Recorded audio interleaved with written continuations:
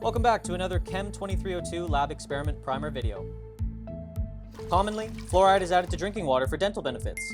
If we wanted to quantify fluoride in drinking water, how would we do that? Using a simple potentiometric experiment, we can make this possible. Let's get started. Some key skills will be learned from experiment 2, including solution manipulation and dilution, use of ion selective electrodes, constructing calibration curves, and data manipulation for fluoride quantification in aqueous samples. Although this setup isn't as sophisticated as the other instruments in here, the results you'll acquire will be just as good. Once you arrive, your station will have the following equipment ready for you to perform your experiment. These videos are meant to provide you with more niche details about the experiments and less about the experimental steps. Based on parts where I messed up when I took this lab, we'll go over some tips to help you out during experiment 2.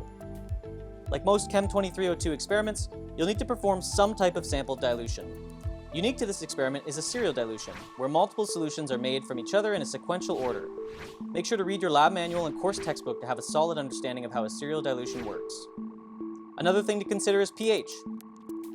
To accurately quantify the amount of fluoride in all your solutions, their pHs must be held between 5 and 5.5. To do this, a total ionic strength adjustment buffer, or TSAB solution, will be added to all your samples.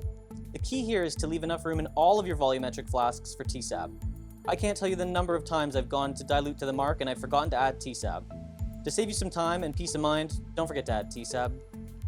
The last bit of advice will be to brush up on your knowledge of standard addition. Standard addition can be performed when your analyte of interest is below the limit of detection. By adding a known amount of the same analyte to the analyzed solution, we can quantify how much of it was present before by difference.